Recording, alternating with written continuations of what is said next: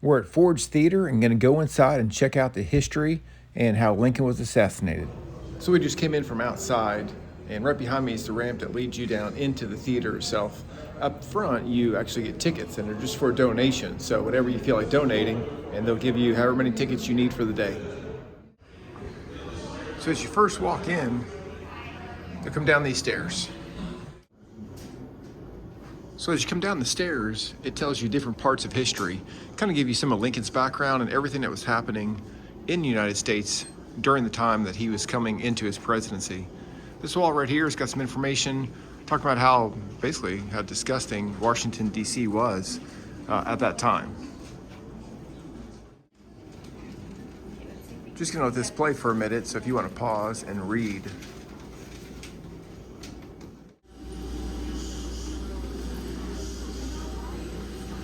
So after you walk through reading all the history, you can make your way upstairs to the theater. Now, as we walk out onto the second floor, you can look over to the far right and you'll see where the flags are. That was the presidential seating. Now, I'm talking over the videos now because it was just amazingly quiet in there and everybody was super respectful of what this place stands for. Back in 1865, the theater would have sat about 1,700 people. Today, we only sit about 640. The main reason for that difference is the third level here, the family circle, is now full of lighting rings and things like that. Back in 1865, it would have been bench seating up there. So that's the biggest reason for the difference in the seating. Tickets started at 25 cents back in 1865, which would be about $5 today. And then, this level that we're on, and that would be the family circle up in the top of the balcony here. And then the level that we're on right now, the dress circle, those seats would have cost about 75 cents, which would be about $14 today. And then down on the very bottom level of the theater, the orchestra level seats, those would have cost $1, which would be about $18 today. So here you can see a little bit of history. I'll tell you more in just a second. This picture kind of shows you how they were seated in there. And we'll look into where he was seated himself right here. That is not the original chair. The original chair has been moved to a different location. Again, I'm going to voice over this video, try to speed this up a little bit so you can get this history a little bit faster. He gives us a great explanation. He goes on for about 10 or 12 minutes and explains how the assassination took place. I'm going to try to summarize that for you and save you a little bit of time because you might not want to sit here this long. So right now, just to give you an idea where we're at, we are at the seating right next to the where the presidential seating would have been, but we're still in the main seats. The third floor up there did have bench seating back then. If you didn't catch that earlier in the video, I believe he said that earlier. And the stage is about 12 feet below the top of the railing from where the presidential seating is. So with all that being said, let me tell you how it goes down. Booth and his co-conspirators are planning on kidnapping the top three. So the president, the vice president, and the secretary of state. That then turns into a murder plot. So the secretary of state attack, it goes on by the person who shows up acts like to deliver medication because they worked for a pharmacy. They get there and they couldn't get in. They said they were delivering the meds because he was in a carriage accident a few days before, so he was in bed from the accident. They act like they were delivering the meds. In reality, they were going in there to try to kill him. They eventually forced their way into the room because they said that they were not allowed in. They actually pulled a gun out, put the gun to the face of, I believe it was the Secretary of State's son, and he then put up a fight. The gun misfired. He was pistol whipped with the gun, left with cranial fractures.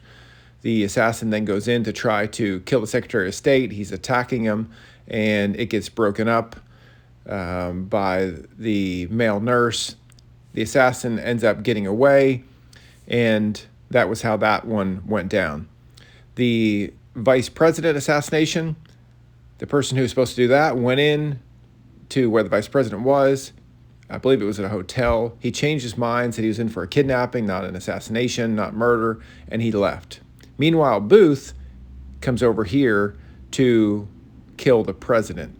So as he shows up, I was always under the impression that he was some kind of criminal or maybe disgruntled Civil War soldier that came up, maybe a family of a soldier. I really didn't have any kind of idea where he was coming from with this assassination attempt. Turns out he was a famous actor at the time. They compare it to if basically like a Brad Pitt coming in and murdering the president today.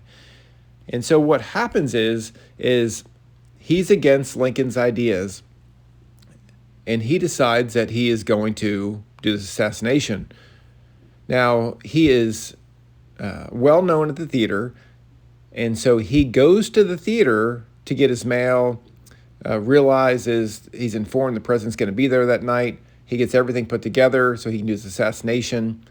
And he shows up to the theater that evening with his horse, parks his horse back behind the theater, asks somebody to hold the horse for him. They knew him because he's this famous actor, and he's performed there before. They said, hey, man, we're in the middle of something here, so he asked a 13-year-old kid to hold the horse. The kid holds the horse. He goes in and takes some kind of trapdoor area that goes under the stage, makes his way under the stage to the other side, comes out, and goes into a place that's next door that has a bar, has a drink, goes out the front door, and comes in the front door Ford's Theater as if he was just coming in normally. Now, the security, well, there wasn't any security. There was no FBI or bodyguards for the president.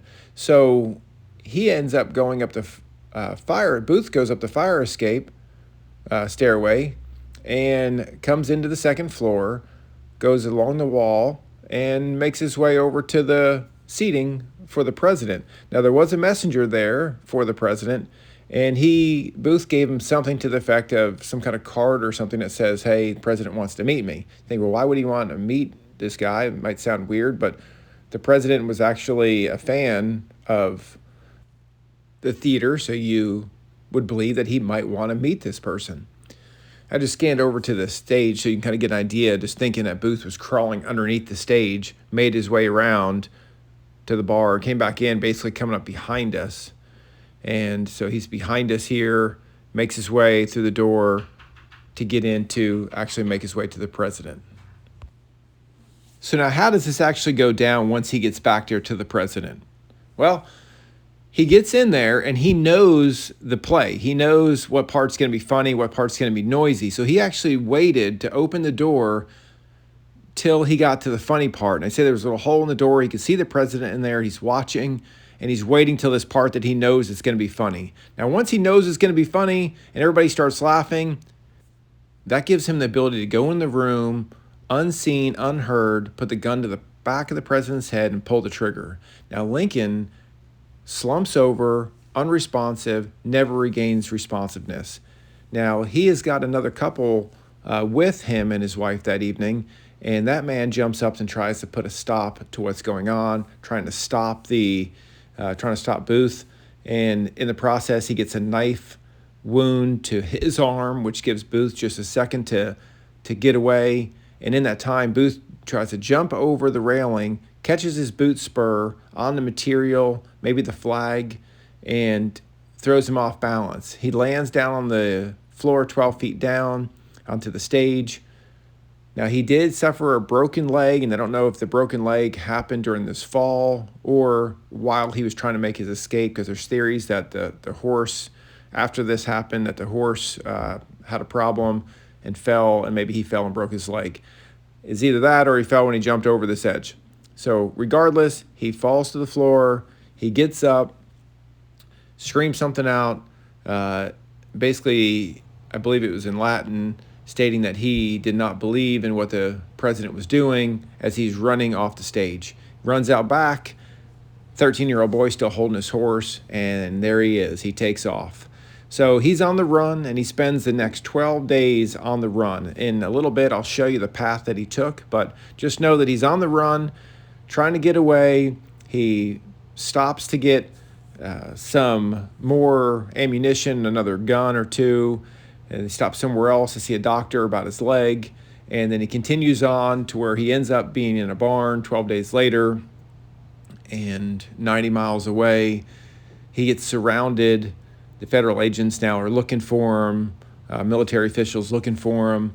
They find him. They catch the barn on fire that he's in to get him to come out. He wants to have a gunfight. They're trying to burn him out of it. He ends up shooting. They end up shooting back.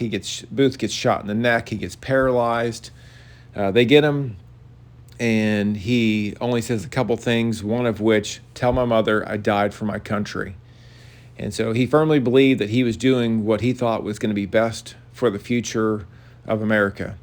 And that's how he died. Meanwhile, Lincoln already had died 12 days earlier, the same night that he was shot, or hours after, not the same night necessarily. It might have been early hours the next morning. He died in the bed across the street. So let's go across the street, and you can see exactly where that they took Lincoln and his final hours.